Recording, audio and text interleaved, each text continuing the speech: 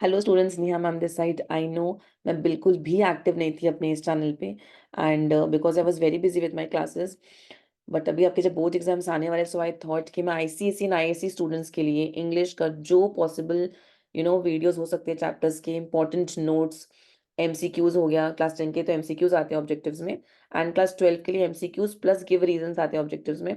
So every possible worksheet, question answers, PDFs, what ever I can give in video और इन PDF form, मैं आप लोग के साथ शेयर करूंगी। एंड सारी चीज़ें, सारी डिटेल्स में जो बाकी पीडीएफ्स वगैरह है वो अपने टेलीग्राम चैनल पे मैं अपलोड कर दूंगी, एंड उसका लिंक भी आप लोग को नीचे डिस्क्रिप्शन बॉक्स में अवेलेबल रहेगा। सो आज जो ये सीरीज हम स्टार्ट करें, उसका first chapter the little match girl by Hans Christian Andersen. So let us study about the author. He was born in a town of Odense, Denmark, ठीक है, ऑन April 2, 1805। एक जिस्ट आपको हमेशा पता होना चाहिए अबाउट द ऑथर। एग्जाम में आए नहीं आए that is indifferent, but you should always know about the author and poet जिसने वो स्टोरी लिखी है, ठीक है। एंड समटाइम्स एमसीक्यू में कभी कभार आ जाता है, ऑथर का नेम तो आता ही है, हो सकता है उसका कोई बर्थ डेट, डेथ डेट या कुछ एक रेफरेंस आ जाए, तो एक हल्का आपको जस्ट पता होना चाहिए about the author. So hence Christian Anderson का बर्थ हुआ था डेनमार्क में 2 अप्रैल 1805। उनके फादर ने ही बेसिकली उनको लिटरेचर इंट्रोड्यूस करवाया था, लिटरेचर से इंट्रोड्यूस करवाया था, ठीक है। एंड वो बुक्स वगैरह पढ़ते थे and all that point. So Anderson को एक लोकल स्कूल गए थे वो, बिकॉज उनके पास इतने पैसे नहीं थे उनके घर पे, तो उनको बेसिक एजुकेशन वहीं से मिली। तो he went to a local school where he received basic education. And when he was just 14 years old, वो कोपेनहेगन गए। वहाँ पे एम्प्लॉयमेंट उन्होंने, he wanted employment as N actor, वहाँ पे उनको जॉब मिला एज एन एक्टर, because that time he was very poor. तो आपको पता होगा child labour was very common, मतलब पुअर फैमिली से बिलोंग करते तो एट अ यंग एज लोग काम करना स्टार्ट करते। तो he started working at the age of 14, and वो एक theatre artist you can say, या वैसा उन्हें वो वहाँ पे काम करते थे। तो उनके एक कलीग ने उनको थिएटर में वहां पे बोला कि आप ना एक्टिंग से ज्यादा मुझे, एज एन एक्टर से ज्यादा मुझे पोएट लगते हो, ठीक है। मतलब में भी कुछ उन्होंने लिखा होगा, इन्होंने सुनाया होगा, व्हाट्स एवर इट इज। तो उन्होंने कहा कि I consider you a poet. तो इस बात को उन्होंने बहुत ही सीरियसली लिया, एंड एंडरसन ने अपनी राइटिंग पे फोकस करना स्टार्ट कर दिया। समटाइम्स क्या होता है ना, आपको अपनी क्वालिटी खुद नहीं पता होती है, कोई और पर्सन आपको अवेयर कराता है उस चीज से। सो एंडरसन ने राइटिंग पे फोकस करना स्टार्ट किया, and Andersen's work first gain recognition in 1829। तो उनके काम को जो होती है ना पहचान, जो है वो 1829 पे मिली, मतलब स्टार्ट हुआ एक सीरीज ऐसा रिकॉग्निशन का। उन्होंने शॉर्ट स्टोरीज वगैरह पब्लिश करना स्टार्ट किया था, and that was the point कि उनको रिकॉग्निशन मिला, ठीक है। तो ये सब उनके बारे में और बाकी रेफरेंसेस हैं। And in 1845 English translations of Andersen's folk tales and stories began to gain the attention of foreign audiences. तो इनके जो स्टोरीज थे, उनके ट्रांसलेशन, ट्रांसलेटेड जो वर्जन थे, उनको भी बहुत बेसिकली अटेंशन मिलना स्टार्ट हुआ बाय फॉरेन ऑडियंसेस, ठीक है। एंड देन स्टेज ड्रामास के लिए इनके स्टोरीज को बहुत लोगों ने यूज करना स्टार्ट कर दिया। एंड फिर इनको एक बहुत सीरियस इंजरी हुई, एंड देन इन 1872 वो अपने बेड से गिर गए थे बेसिकली, एंड उसे वो कभी रिकवर नहीं कर पाए। होता ना कि आपको उनको कोई इंजरी हो गई थी, मे बी स्पाइन इंजरी और समथिंग ऑफ दैट सॉर्ट। सो वो रिकवर नहीं कर पाए, and he was on bed, and 4 अगस्त 1875, 3 साल बाद उस इंजरी के ही डायड, उनकी डेथ हो जाती है, ठीक है। सो एक नक्शल में हम देख लेते हैं जो मेन मेन पॉइंट मैंने यहाँ पे मार्क किया है। कि इनका बर्थ हुआ था डेनमार्क में 2 अप्रैल 1805 में। लिटरेचर से उनके फादर ने उनको इंट्रोड्यूस कराया हुआ था। वो लोकल स्कूल गए थे because he was very poor, and at a very young age उनको काम स्टार्ट करना पड़ा था। एंड थिएटर आर्टिस्ट थे बेसिकली। वहां पे किसी कलीग ने उनको बोला कि आप एज अ राइटर और अ पोएट ज्यादा अच्छे हो as compared to an actor. So he started focusing on his writing, and इनकी राइटिंग को रिकॉग्निशन मिला था फर्स्ट इन द ईयर 1829, ठीक है। And then initially what happened in the year 1845, उनके जो ट्रांसलेशंस वाले जो वर्जन्स थे उनको बहुत अटेंशन मिलना स्टार्ट हो गया। एंड देन उनको एक सीरियस इंजरी हुई थी इन the year 1872 after falling from his bed in Copenhagen, and he never recovered after that. उनका डेथ हुआ था 4 अगस्त 1875 में। सो 3 years वो सफर कर रहे थे, he was on bed, bed rest, basically bed ridden you can say. And after that he died. So this was all about Anderson. Next, let's talk about the story. The story name is the little match girl. ये little match girl जो है, ये story it's a fairy tale with a tragic and. And ये जो line है ना, ये MCQs में बहुत बार आता है। एमसीक्यूज में आपको ऑप्शन देते हैं कि ये स्टोरी क्या है, ये कोई फेरी टेल है, कोई हॉरर स्टोरी है, लाइक ऐसे ऑप्शंस आपको आते हैं। एंड मैक्सिमम स्टूडेंट्स इसको रॉन्ग करते हैं। So please if you have your copy with you, right it down somewhere that it's a fairy tale with a tragic and, ठीक है। ये एक फेरी टेल है, एक फेरी टेल स्टोरी के सेक्शन के अंडर आता है। एंड इसका जो एंड है वो काफी ट्रैजिक होगा, काफी अनएक्सपेक्टेड होगा। So it's a tragic and. ये लाइन आपको याद करना है बिकॉज ये काफी स्कूल के सिलेक्शंस के एग्जाम में एमसीक्यूज में भी ये क्वेश्चन आया था एंड मैक्सिमम किड्स इसको रॉन्ग करते हैं। So it's a fairy tale with a tragic and.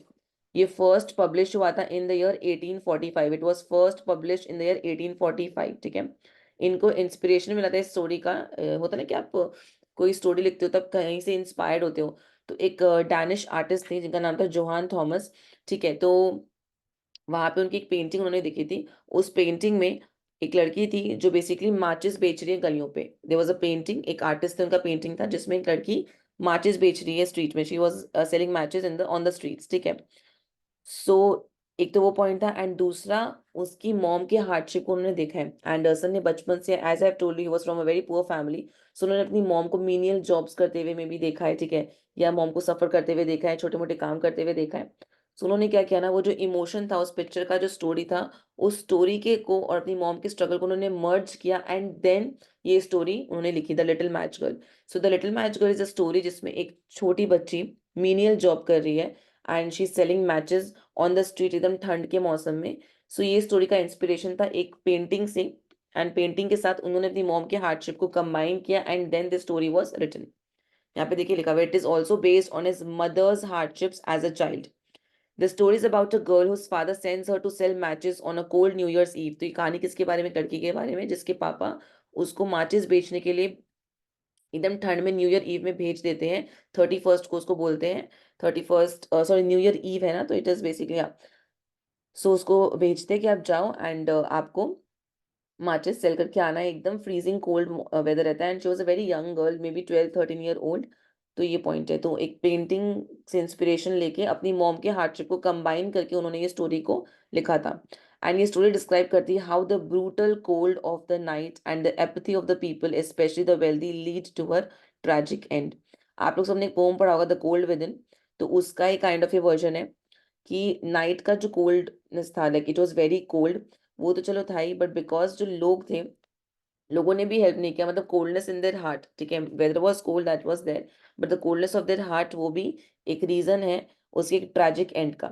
So again let's come to the point कि it's a fairy tale with a tragic end. This will come in your MCQ, it's a very good question for your MCQ. Next, the inspiration for this chapter was taken from a painting, and the painting, in the painting a girl was selling matches on the streets, and it is also based on his mother's hardships as a child, okay? So he combined both these things and he has inculcated that in this particular story, ठीक है। So next यहाँ पे दिखाया गया, describes how the brutal cold, की इतना ठंडा का जो मौसम है एंड लोगों का जो एपैथी है, लोगों के मन में जो कोल्डनेस है, उस बच्ची का कैसे ट्रैजिक एंड की तरफ वो लेके गया। So I hope it is clear. Also ये जो पीडीएफ है, I will share this PDF on my Telegram channel with you all. So मैं उसका लिंक डिस्क्रिप्शन में भेज दूंगी। सो आप लोग है ना डिस्क्रिप्शन को फॉलो करना एंड बाकी वीडियोस के अपडेट के लिए you have to subscribe to my channel, ठीक है। Next, let us come to the theme. So the main theme of this story is poverty. The main theme of this story is poverty. See, यहाँ पे The Little Match Girl presents a poignant critique of cultural attitudes to extreme poverty and inequality during the period of the Industrial Revolution. ठीक है. Using imagery and juxtaposition, Anderson contrasts the poverty of the little girl with the surrounding wealth. Bareheaded, barefoot, the girl slowly succumbs to hypothermia. तो यहाँ पे again एक MCQ आया था कि ये लड़की जो है वो कौन से कंडीशन से गो थ्रू कर रही थी when she was selling matches. तो she was suffering from hypothermia, she was suffering from hypothermia, ठीक है। So that was the point. The desperation of the poor is conveyed through the boy who steals a slipper. ये story का part है। So poverty is the main thing. मैं आपको बताती हूँ कैसे। अगर ये लड़की इतनी पुअर नहीं होती तो उसको माचिस बेचने के लिए नहीं निकलना पड़ता, ठीक है। शी वॉज ऑफकोर्स, ये जैसे चाइल्ड लेबर को यहाँ पे दिखाया गया है, तो ऑफकोर्स चाइल्ड लेबर कोई शौक से नहीं करता है, कोई बहुत पुअर होता है, कुछ सर्कमस्टांस ऐसे होते हैं, तो one has to do that thing. तो वाइल शी वॉज वॉकिंग, उसके जो चप्पल थे वो उसके उसके साइज से ज्यादा बड़े थे, ठीक है। तो जब वो क्रॉस कर रही थी रोड, तो उसका एक जो स्लीपर है वो पीछे रह जाता है, दोनों स्लीपर इनफैक्ट रह जाते हैं, ठीक है। तो उसमें से एक बच्चा उसके स्लीपर को चुरा के चला जाता है। सो अगेन एक बच्चे ने कोई उसके स्लीपर को लेके वो भागा, तो ऑफ कोर्स वो बहुत वेल्दी नहीं होगा, तभी उसने ये सब हरकतें की है। तो या poverty is the main theme of this story in nutshell, ठीक है। अभी उतना इन डेप्थ नहीं जाएंगे, आप इसको एक बार रफली रीड कर लो। So poverty is one of the most important themes of this story, the little match girl. यहाँ पे लिखा है the boy's own desperate needs leads him to take what he can when he can with no regard for the girl's safety. The tale starkly highlights the cost of an unequal society. ठीक है, so ये words को रफली read करो, it's okay for the आपके exams के लिए। बस अगर थीम्स आता भी है, तो आपको इतना लॉन्ग तो थीम लिखना नहीं है अभी। सो स्मार्ट वर्क क्या रहेगा, यू शुड नो कि मेन मेन हमारा जो हेडिंग्स है वो आपको पता होना चाहिए, एंड कहाँ से वो पॉवर्टी वाला जो एलिमेंट है वो कैसे हाईलाइट है वो आपको पता होना चाहिए। That is enough for your exams. Second part is cruelty. Cruel कैसे, एक फादर जो है वो अपनी डॉटर को इतने ठंड के मौसम में भेज रहे कि तो आपको जाके ये माचिस बेचना, उन्होंने उसको वार्न किया था अगर आप ये माचिस नहीं बेच जाओगे तो आप घर मत आना, if you are coming back home. So उसको बहुत मार पड़ने वाली है। So she was in a do or die situation, ना वो बाहर रह सकती ना वो वापस घर आ सकती है। That was very cruel. ठीक है, सेकेंडली जब वो बाहर थी इतने एक्सट्रीम कोल्ड कंडीशंस में, उसके फादर ने चलो वैसा किया, whatever it was, but when that girl was selling matches on the streets, इतने रिच पीपल जो एकदम सेलिब्रेट करे क्रिसमस ईव को, they are having so much fun and all that point and all that part, तो किसी ने भी ये नहीं सोचा कि इस बच्चे को कुछ दे देते हैं या कुछ हेल्प कर देते हैं, उसकी माचिस के जो बॉक्सेस है उसको खरीद लेते हैं। इट इज लाइक इतना छोटा अमाउंट होता है किसी माचिस से, कोई भी चीज का आप किसी भी तरीके से हेल्प कर सकते हो। जब अपने ऊपर आप इतना स्पेंड कर सकते हो तो you can of course help someone जो काफी जरूरतमंद है। तो यहाँ पे वो क्रूअल्टी वाला पार्ट हाईलाइट हुआ है कि इतने सेलिब्रेशन के टाइम पे किसी को लगा नहीं कि इस बच्चे को हेल्प करना चाहिए, एंड सेकेंड उसके फादर ने जो बिहेव किया वो तो ऑफ कोर्स इसका मेजर थीम है। तो ये दोनों एलिमेंट यहाँ पे क्रूअल्टी के तरफ जाएगा। So let's just give it a reading. Another of the story's major themes is the cruelty directed towards a little girl. Cruelty comes from all directions. Her father will beat her if she returns home, as I've told you. उसके father ने उसको बोला था कि he'll be punishing her if she comes home without selling any matches. ठीक है, cages nearly run her down in the snow. A boy steals her slipper and no one tries to help her. I've told you कि बाहर भी जब हो गई तो बाहर भी उसको बहुत ही रूथलेस एटीट्यूड एक्सपीरियंस करना पड़ा। कोई उसकी चप्पल चुरा के भाग रहा है, कोई उसको हेल्प नहीं कर रहा है, कोई इसका एक स्लीपर के ऊपर फटाफट कोई खेरेज चला के चला गया। So it was all those points that shows cruelty. So number one theme is poverty, number two is cruelty, number three is imagination. ये तो मेजर थीम्स है इमेजिनेशन, ये पूरा स्टोरी ही इमेजिनेशन के ऊपर बेस्ड है। तो मतलब एक major section of the story is based on imagination.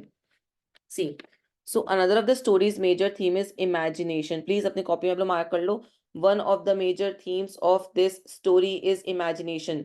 ठीक है, and people's relative capacity to utilize it, and people's relative capacity to utilize it. Little girl जो है she has profound imaginative abilities. उसका जो एबिलिटी है imagine करने का वो काफी काफी अच्छा है।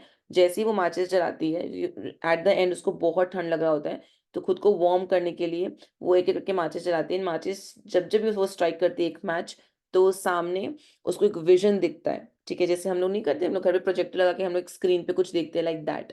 तो जितनी बार वो माचिस जलाती है उसको स्क्रीन पे वो सब चीजें दिखती हैं जो उसको नहीं मिली लाइफ में, like warmth, love, food, because she is a kid no. तो बच्चों को होता है कि फेस्टिवल्स में सेलिब्रेशंस का खाना खाने का all that point.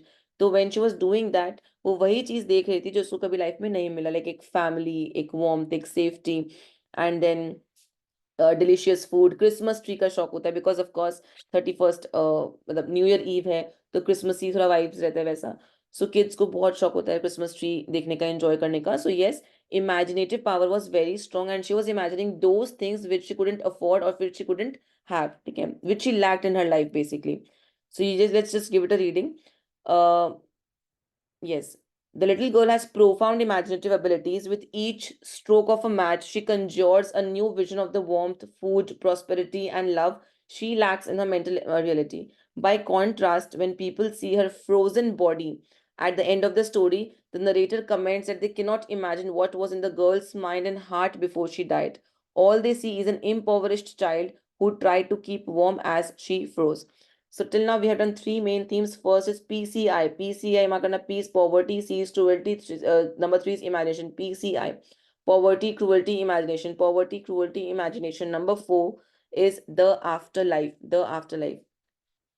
So theme of after life भी बहुत इंपॉर्टेंट है स्टोरी में। जब इस लड़के का डेथ होता है, वो जो मैं ट्रैजिक एंड का बात करती हूँ ना, फेरी tale with a tragic and, वो यही है कि at the end of the story इस लड़की की जो डेथ हो जाती है, तो ये इस लड़की की जो ग्रैंडमा होती है वो उसको बहुत प्यार करती है, and towards the end and grandma को वो याद करती है कि काश ग्रैंडमा होती है, वो आके उसको ले जाती है। ठीक है, सो यहाँ पे वही पार्ट दिखाया गया। कि at the end when the little girl dies and ascends into the sky to be with her dead grandmother and with God.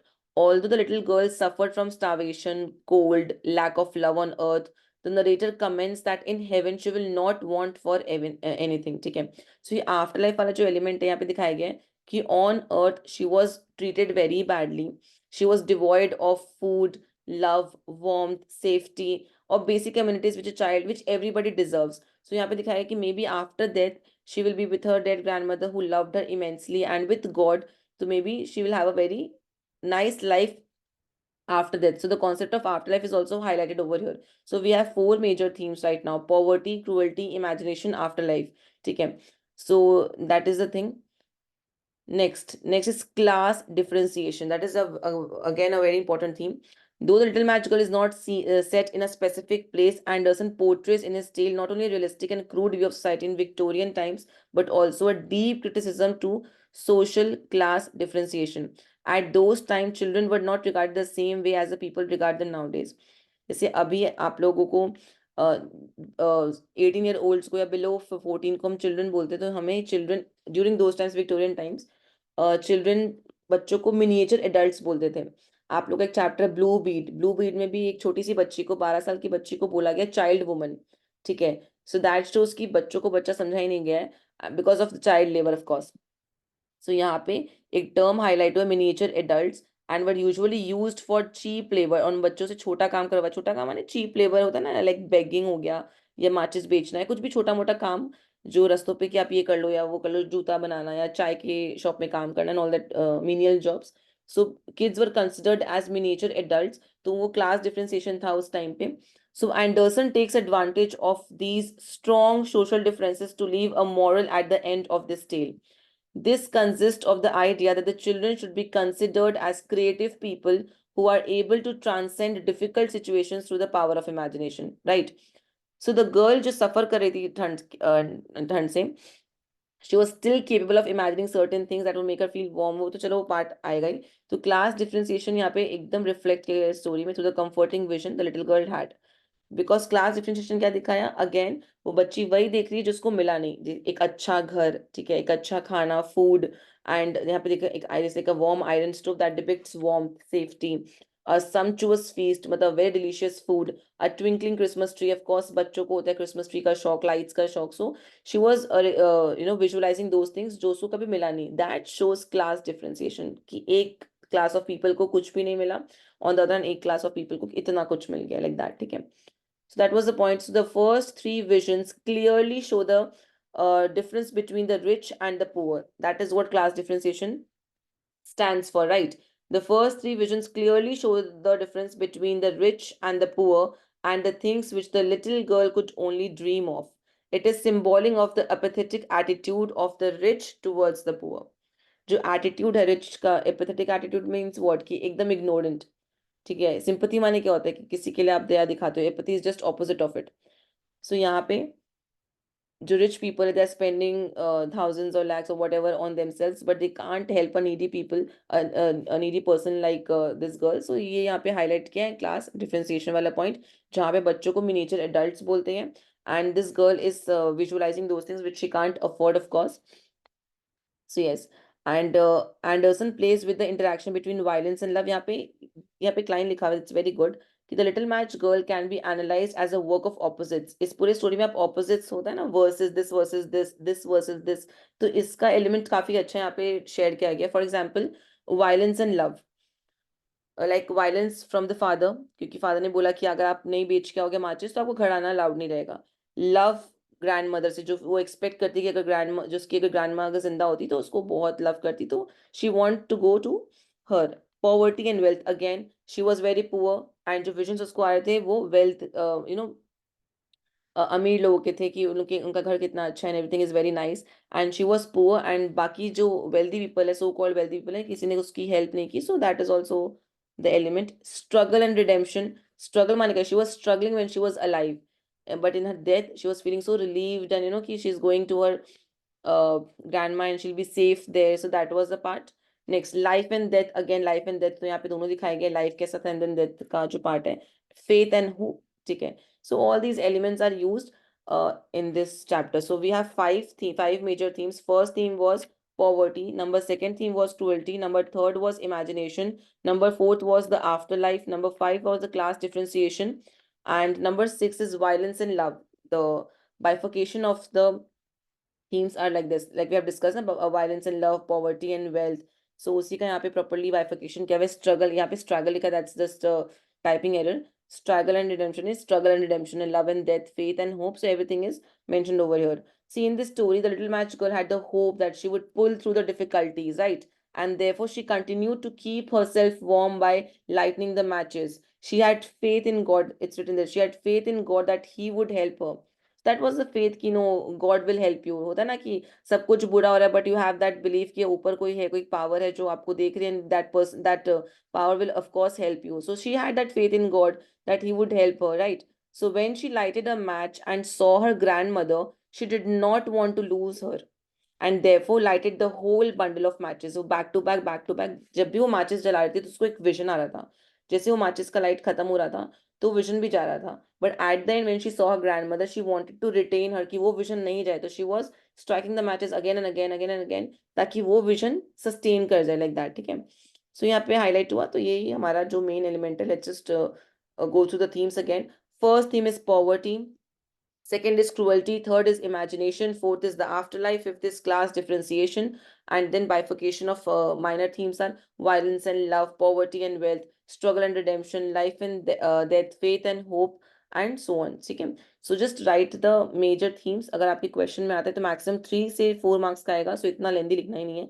You just have to give the main points. You have to remember all the themes. और मे भी हो सकता है कि कोई एक particular theme को define करने के लिए या बताए कि फेथ एंड होप के ऊपर क्या डिस्कशन हुआ है इस चैप्टर में, स्ट्रगल रिडेम्पशन के ऊपर क्या है, लाइफ एंड डेथ के ऊपर क्या है. So then you separately have to write this particular paragraph, ना कि आपको पूरा आंसर लिखना, लाइक दैट. ठीक है.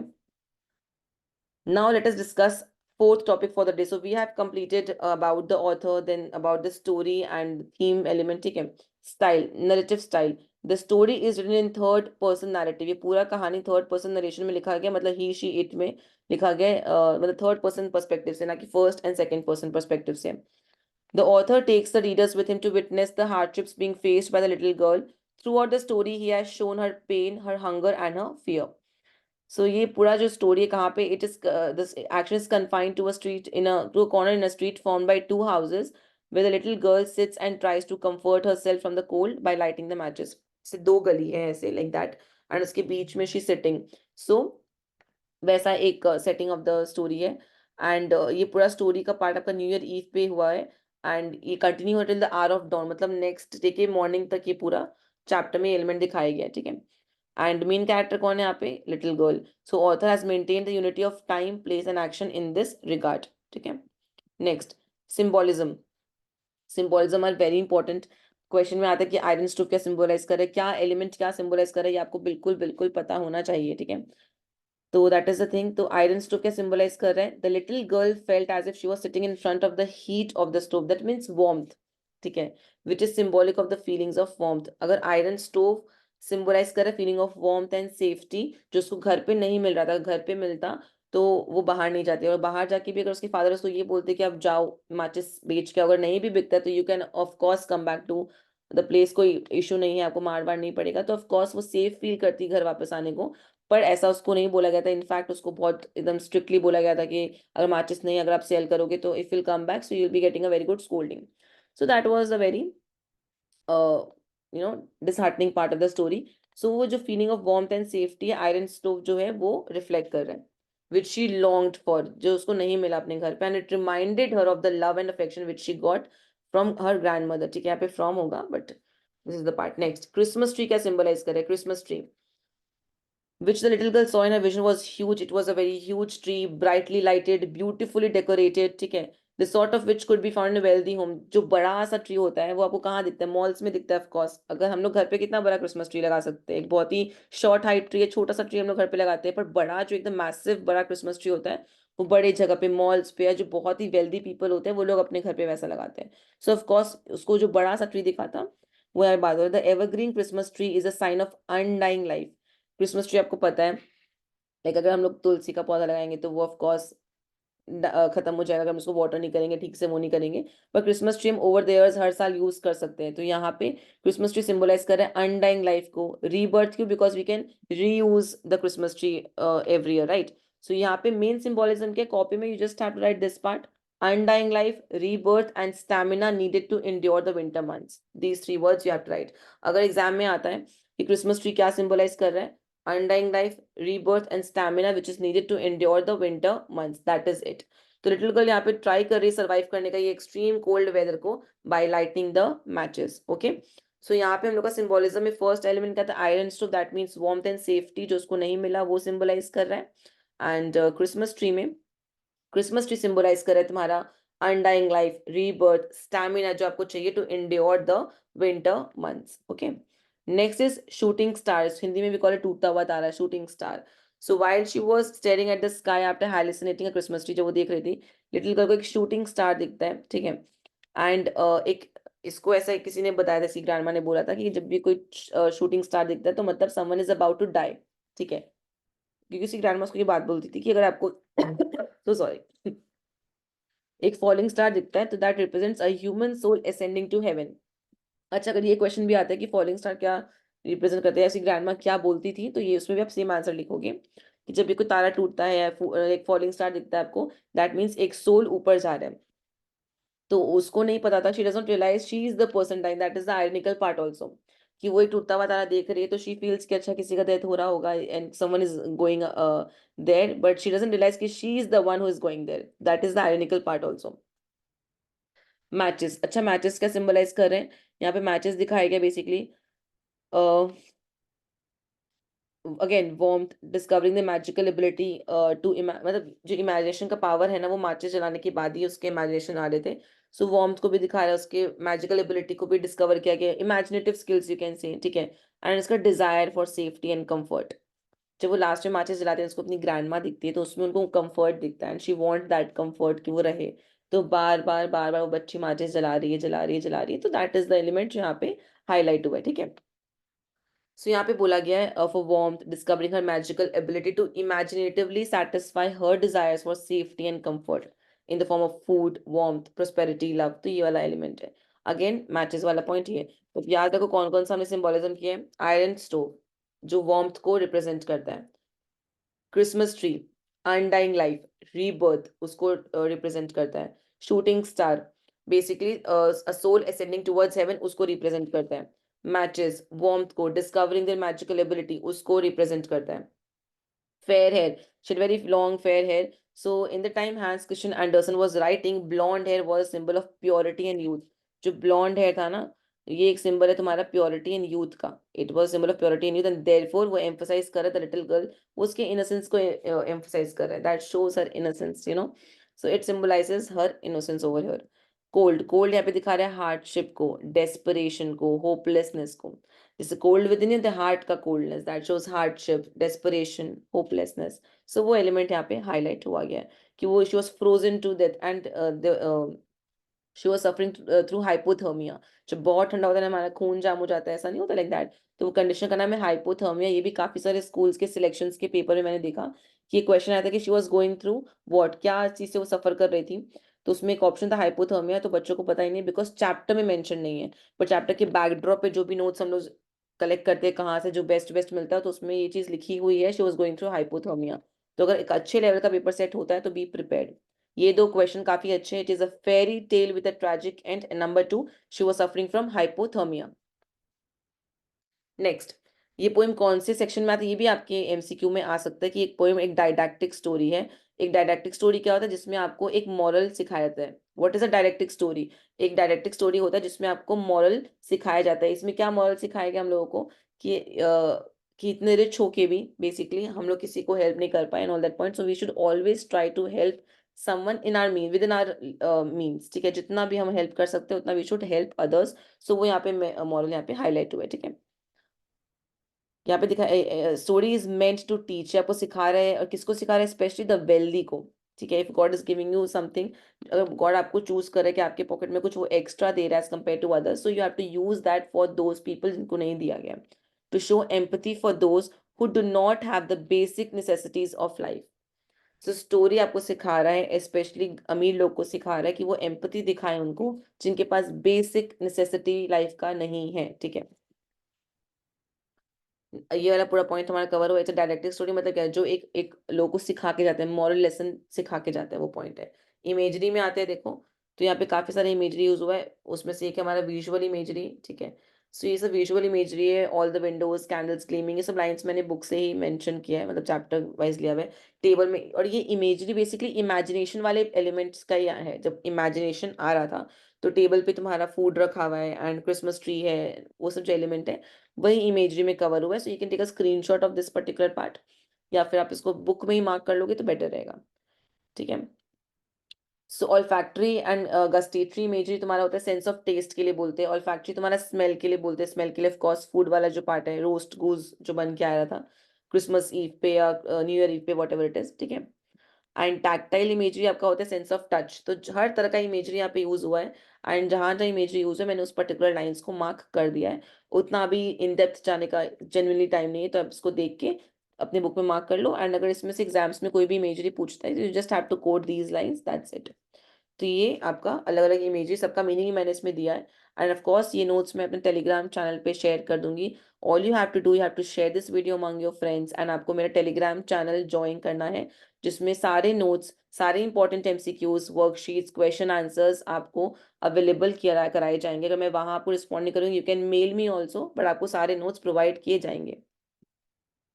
Next, it is come to the genre, we have already done fairy tale है जॉनरे, और सेटिंग है ऐसा बोलते हैं, अगर आपकी स्टोरी में आता है it's not that clear, but because Danish artist था, remember in the beginning we have discussed painting वाला पॉइंट, तो ऐसा बोलते हैं कि डेनमार्क के किसी टाउन में ये स्टोरी सिचुएटेड है। तो अगर एमसीक्यू में आता है तो आप, अगर Denmark is the option so you should choose that option, ठीक है। थर्ड पर्सन नैरेटिव है, टोन आपको पता है इट्स पथेटिक, मतलब बेसिकली मूड काफी वैसा है, मूडफुल है, but it's magical at also at the and.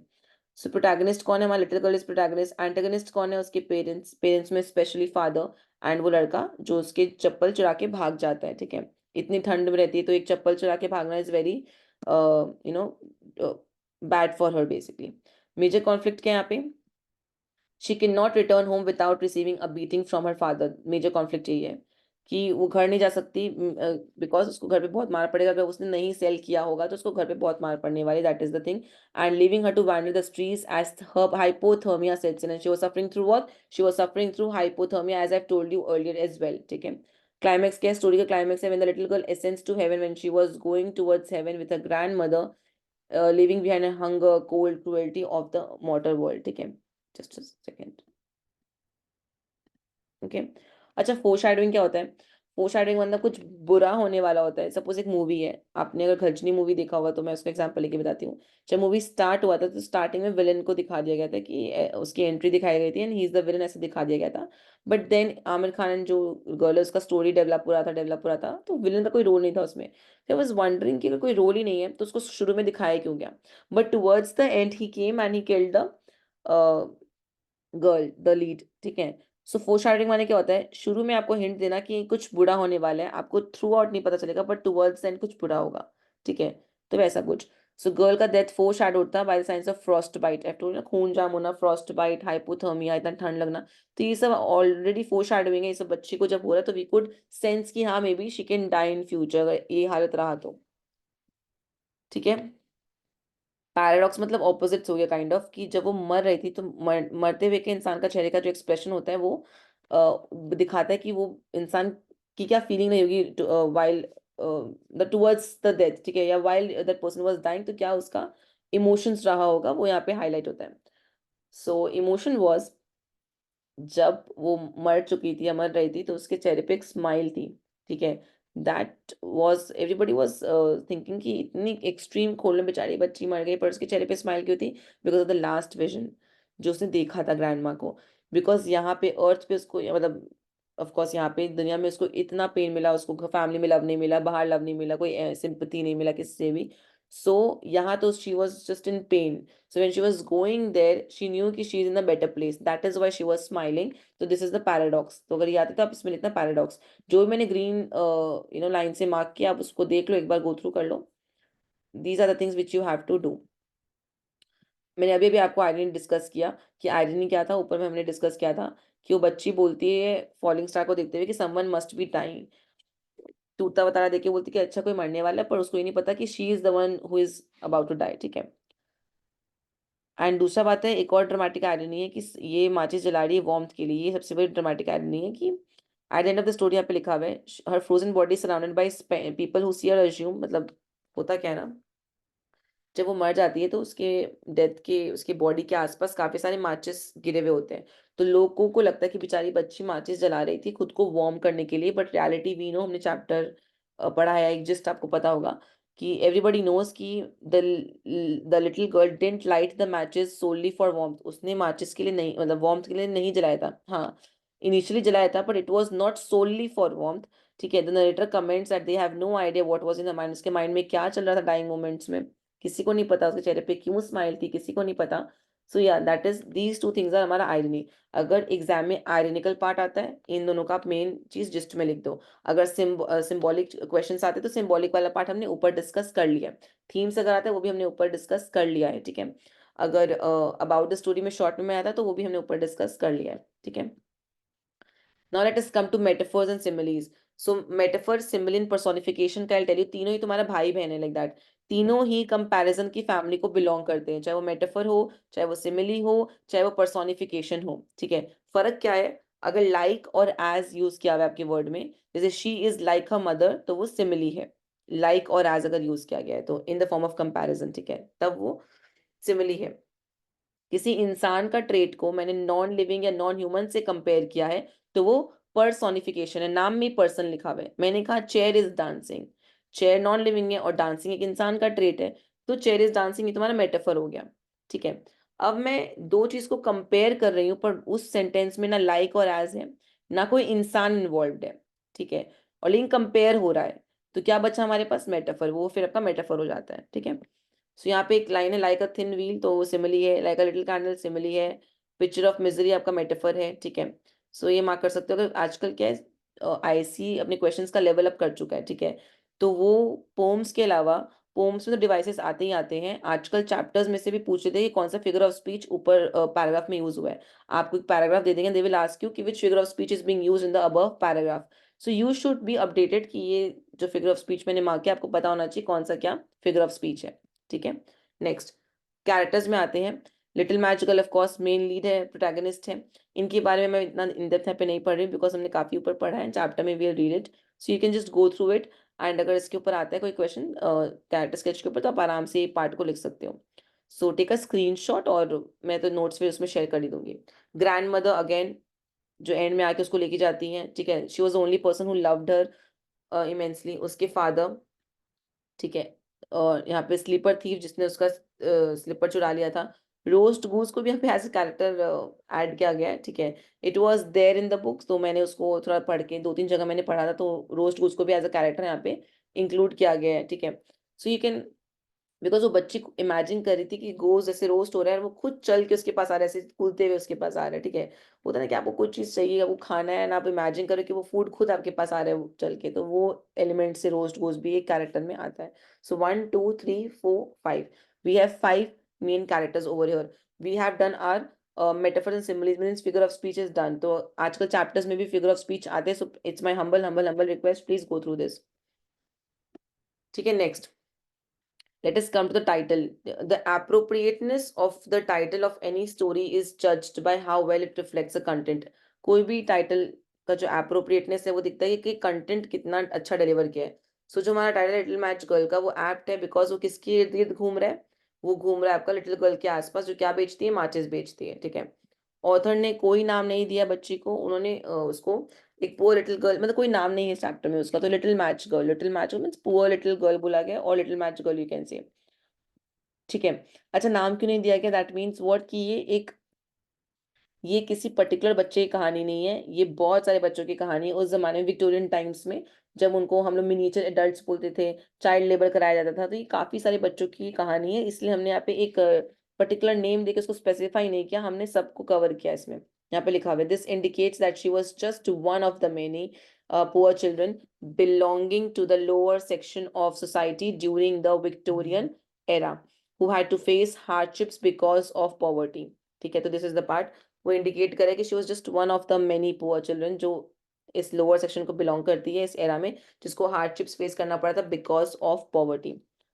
ठीक है, she was also subjected to beating and abuse, उसको बहुत मार पड़ता था, उसको बहुत अब्यूज हुआ, मार पड़ता, लोग उल्टा सीधा बोलते घर पे, ये सब हुआ था। लिटिल गर्ल को भेजा गया उसके पापा ने कि जाके तुम मैचेस बेचो एकदम ठंड के मौसम में, just go and sell out matches. ठीक है, उसके पास ना वार्म क्लोथ्स थे ना शूज थे अपने आप को प्रोटेक्ट करने के लिए फ्रॉम द वेदर। ठीक है, she was afraid to go, वो तो आपको पता ही है, एंड वो उसका डेथ हो चुका था, वो तो स्टोरी का एलिमेंट यहाँ पे ऐड हुआ है, द से लेके यहाँ तक एक स्टोरी का एलिमेंट है।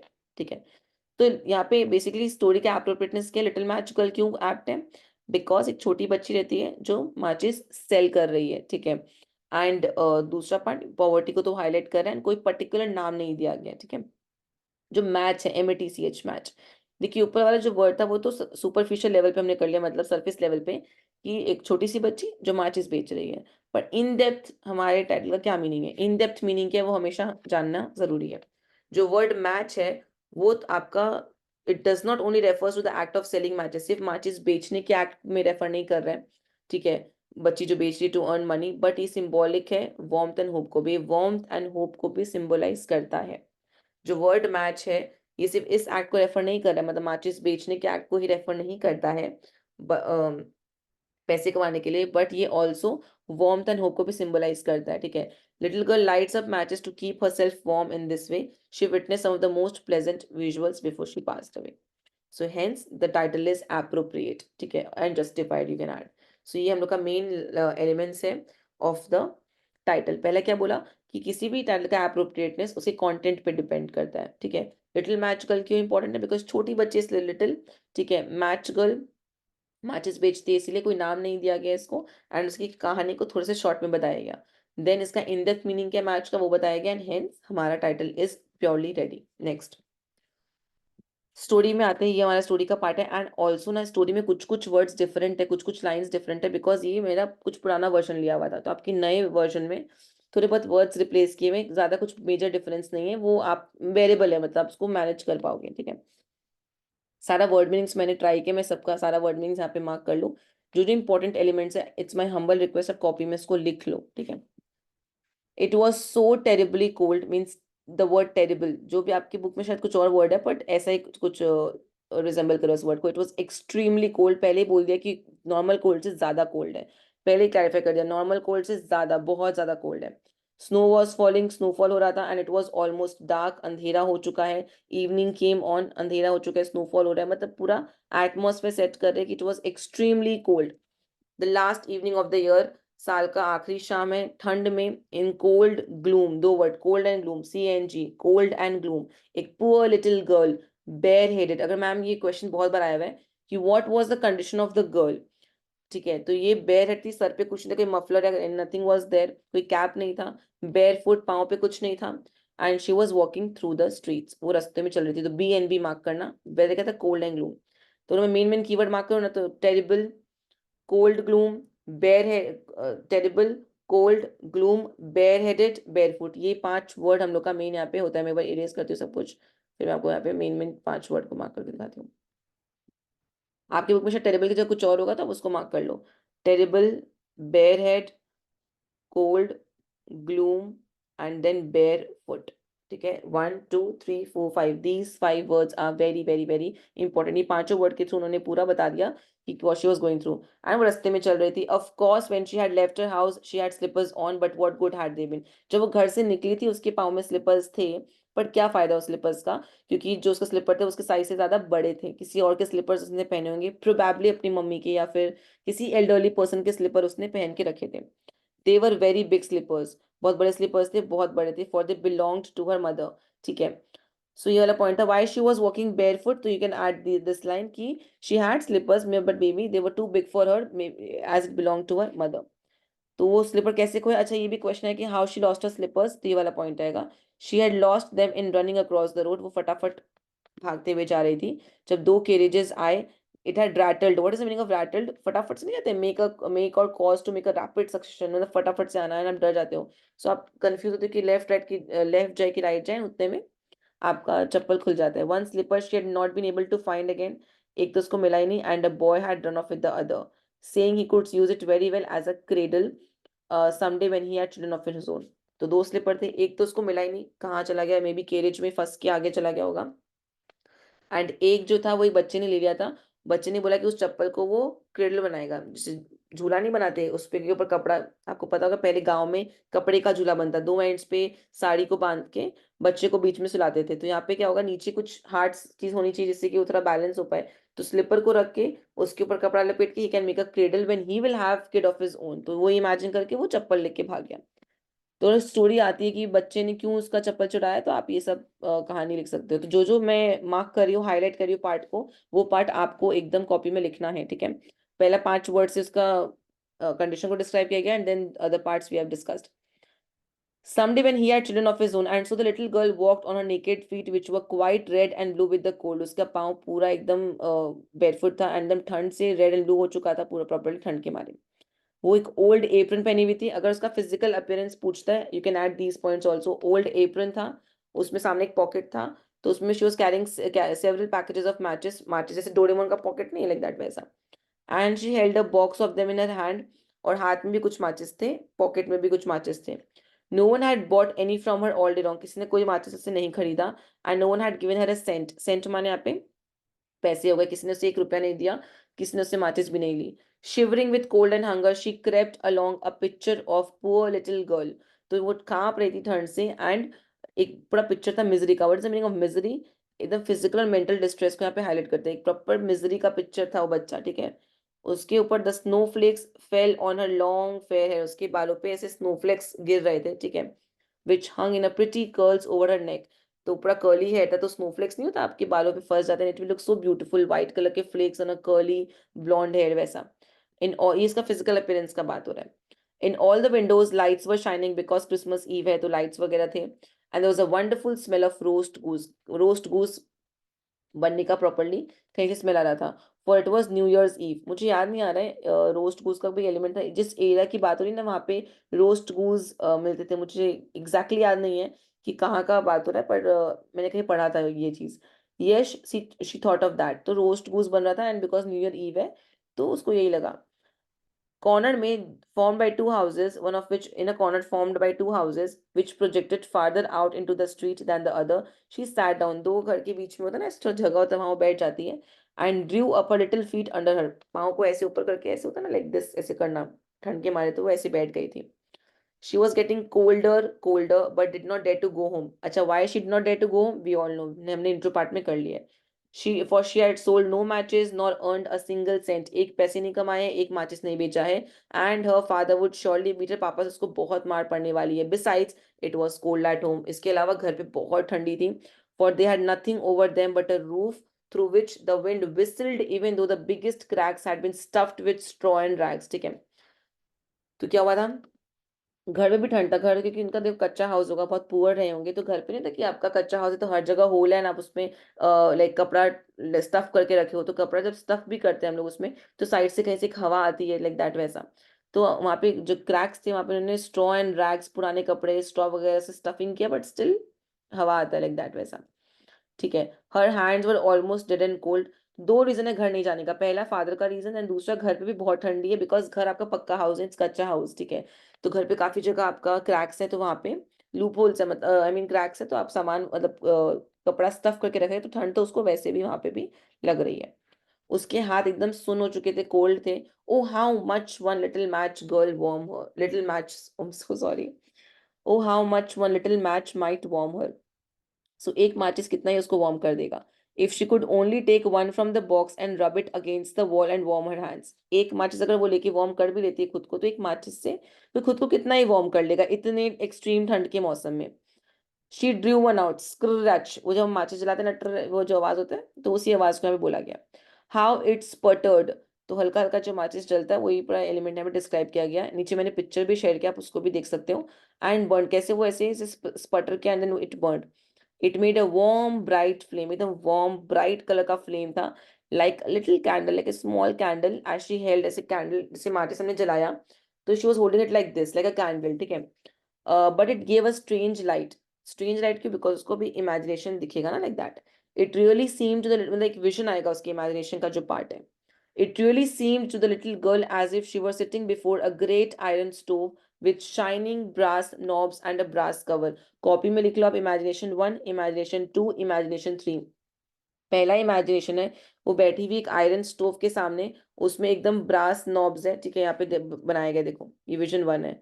एक आयरन स्टोव है, इसके ब्रास नॉब्स है. मैंने विजन 1, विजन 2, विजन 3 करके पिक्चर भी ऐड किया हुआ है. ठीक है, तो ब्रास नॉब है सामने. ये डिस्क्राइब करा उसके विजन को. तो मैम ये क्वेश्चन सबसे कॉमन है कि डिस्क्राइब हर विजन या describe her second vision, third vision, and what does it symbolise. ये क्वेश्चन आ सकता है. पहला विजन क्या है, उसको सिंबलाइज करो. सेकंड विजन क्या है, उसको सिंबलाइज करो. थर्ड विजन क्या है, उसको सिंबलाइज करो, like that.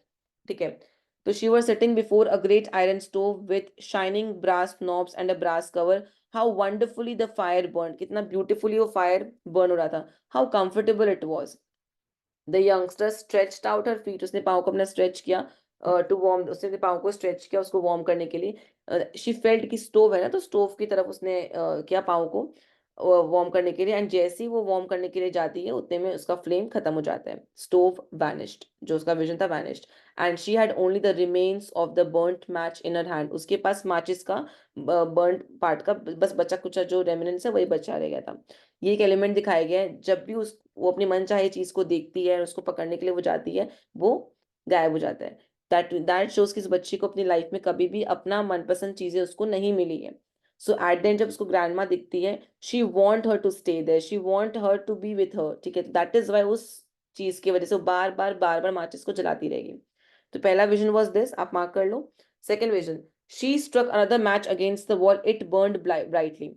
And when the light fell upon the wall, जब लाइट वॉल के ऊपर गया, it became transparent like a thin wheel. Like तुम्हारा प्रोजेक्टर चला ना वैसा. एंड शी व्हील माने आपका एक पतला कपड़ा होता है, ट्रांसपेरेंट कपड़ा जैसा प्रोजेक्टर का होता है वैसा ही. And she could see through it into a room. वो सी थ्रू कर पा रही रूम के अंदर तक. On the table a snow white cloth was spread. Table पे एक वाइट कलर कपड़ा स्प्रेड किया हुआ था. एंड उसके ऊपर stood a shining dinner service. और डिनर का प्रॉपर्ली सामान रखा हुआ था, shining dinner service. The roast goose, उसमें से गूज जो आपका रोस्ट हो रहा था, the roast goose steamed gloriously. Roast goose था वो स्टीम हो रहा था, इट वाज स्टीमिंग. ठीक है. Stuffed with apples and prunes. उसमें रोस्ट गूज में Apple and prunes is nothing, plum. ठीक है, यहाँ पे देखिए हिंदी में इसको खजूर बोलते हैं, तो वैसा. तो एक होता है ना, हम जब खीर बनाते हैं तो खीर में अगर हमने ड्राई फ्रूट्स डालते तो उसको थोड़ा हैवी कर दिया, वैसा ही. सो गूज आपका स्टीम करा था, उसमें आपका एप्पल्स एंड प्रून्स थे. ये एमसीक्यू में आया हुआ है. एक में एप्पल आएगा, एक में प्रून, और मैम सी में बोथ लिख देंगी, तो प्लीज पूरा एमसीक्यू पढ़ के सॉल्व करना. And what was still better, the goose jumped down from the dish. उसको फील हुआ कि गूस ऐसे जंप कर रहा है उस बोल से या उस डिश से. एंड वॉडल्ड, वॉक करते हुए आ रहा है long the floor with a knife, knife and fork in its breast. ठीक है, खाने के ऊपर लगा नहीं था लाइक नाइफ एंड फोक वैसा. लड़ा उसको जंप करते हुए उसकी तरफ आ रहा है, right over to the little girl. Then और जैसे ही उसका मनपसंद खाना उसकी तरफ आ रहा है, उतने माचिस चला गया. Again the same message. उसको जो भी चीजें पसंद होती है, जब उसके पास आने वाली होती है, तब वो उससे दूर हो जाती है, like that.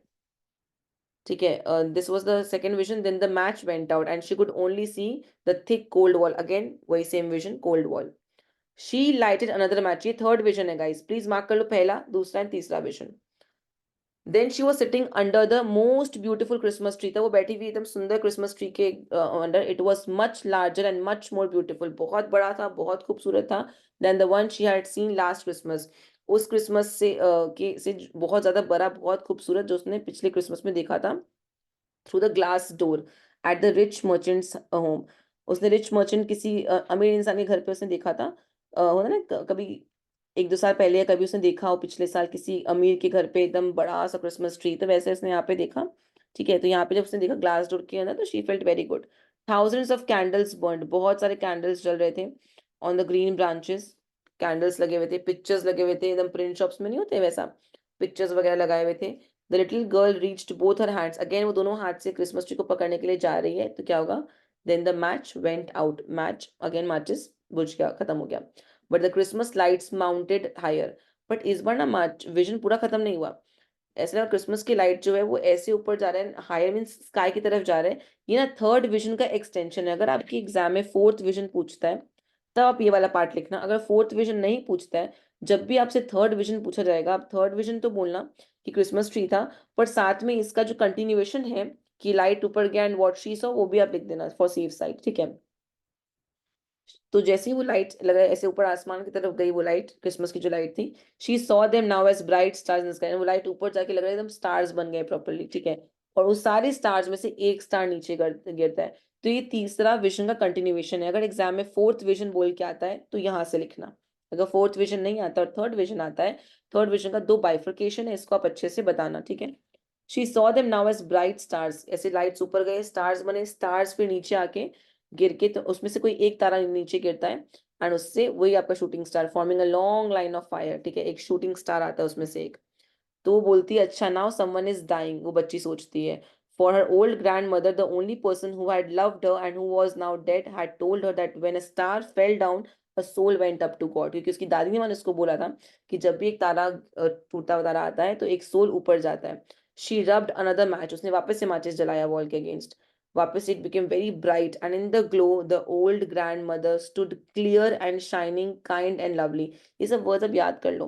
Clear, shining, kind, lovely. अगर ग्रैंडमा के आने, अगर मैम बोलेंगी ग्रैंडमा एंड मैजिकल का आने का जो मीटिंग को डिस्क्राइब करो, हाउ विल यू डिस्क्राइब, दो तीन लाइन तो दिया हुआ है। So you have to remember these words. It was she stood clear, shining, kind, lovely. So all these words अब साइड में लिख लो कि हमको ये सब वर्ड्स यूज करना है अपने आंसर्स में, ठीक है। देखिए पिक्चर ऐसे रिजेंबल कर रहा है, और ये लाइट्स क्यों लग रहा है, बिकॉज जैसे हम टीवी में देखते हैं कि कोई गॉड आ रहा है तो गॉडली फिगर के पीछे एक एकदम एंजेलिक लाइट हो रही होती है, लाइक आ रही होती है, ठीक है, एक सर्कल होता है लाइट का वैसा। तो ये ऑफ कोर्स एक डेड पर्सन है तो उनका सोल अगर आया तो ये सोल काफी एक ऑरा, एक एंजेलिक लाइट को लेके आया है साथ में, वो यहाँ पे हाईलाइट हुआ है। बच्ची बोल रही है ग्रैंड मदर को, ग्रैंड माँ नाम से वैसे बुला रही है, oh take me with you, she is requesting कि आप मुझे अपने साथ लेके जाओ। I know you will disappear when the match is burned out, वो बोलती है कि जब मैचेस खत्म होगा तो मुझे पता है आप चले जाओगे। You will vanish like the warm stove, वो पहला तीन विजन से कंपेयर करेगी, जैसे वार्म स्टोव चला गया, वंडरफुल रोस्ट गोस्ट चला गया and the beautiful big Christmas tree चला गया, आप भी चले जाओगे वैसे। And she quickly struck the whole bundle of matches, उसने फिर सारा मैचेस फटाफट फटाफट जलाती गई वो, because for she wish to keep her grandmother with her, she wanted कि ग्रैंड उसके साथ रहे। And the matches burned with such a glow, and matches जल रहा था इस अलग टाइप के ग्लो से, that it became brighter than daylight, इतना ब्राइट हो गया दैन डे लाइट, बहुत बहुत बहुत ब्राइटर हो गया। Grandmother had never been so grand and beautiful, ठीक है। तो जब वो ब्राइट हो तो ग्रैंड माँ उसको बहुत ही ग्रैंड, बहुत ब्यूटीफुल, बहुत ह्यूज लग रही थी, like an angel basically, you know. She to the little girl in her arms, ये अगर दिखाया कैसे वो लेके गई तो ये वाला पॉइंट है कि उसको अपने आर्म्स में से लेके गई, and both of them flew in the brightness and joy above the earth very very high, and up there was neither cold nor hunger nor fear, they were with God, मतलब she is in a better place। But corner में wall के against लीन करके वो बच्ची बैठी हुई थी, उसके चीक्स एकदम रेड थे, चेहरे पे स्माइल थी। She was Frozen two death उस लास्ट इवनिंग में, ओल्ड ईयर का नया साल का जब सुबह हुआ, नेक्स्ट ईयर 1 जैन को जब सन आया, upon a little pathetic figure. Why pathetic, because एक डेड फिगर है, ठीक है। तो अगर पथेटिक फिगर के ऊपर भी क्वेश्चंस आए हुए हैं तो आप इसको ऐसे डिस्क्राइब कर देना, पथेटिक फिगर किसको बोला गया है। The child sat there stiff and cold, ऐसा होता है ना, आप बैठे हो ऐसे बैठे बैठे लाइक दैट, इस तरीके से दिखाया गया पिक्चर को। सैट स्टिफ एंड कोल्ड, हाथ में से, इस बच्ची के हाथ में से माचिस है, एंड नीचे बहुत सारे माचिस गिरे हुए भी है, of which one bundle was almost burned. She wanted to warm herself, ये लाइन जो, ये लाइन याद कर लेना, यही लाइन इसका पैराडॉक्स है, ठीक है। कि वो हंस, और ये आयरनिकल पार्ट भी आप बोल सकते हो कि सबको लगता था कि बच्ची अपने आप को वार्म करने के लिए माचिस जला रही है, बल्कि ये सोल रीजन नहीं था। और बल्कि वो तो अपने आप को बेसिकली, वो अपने इमेजिनेशन को रखने के लिए माचिस जला रही थी। No one imagine what beautiful things she had seen and how happily she had gone with her old grandmother into the bright new year. उसके चेहरे पे एक स्माइल थी, तो किसी को एक एक एक होता है ना, 1% भी आइडिया नहीं है कि वो क्या फील कर रही थी।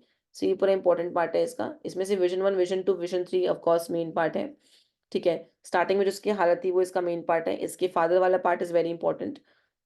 एंड देन लास्ट में ये जो पैथेटिक फिगर है, स्टार वाला, शूटिंग स्टार वाला जो पॉइंट हमने डिस्कस किया वो, और ये सब वर्ड्स अब याद कर लो। ग्रैंड मैन इसका मीटिंग वाला पॉइंट हो गया।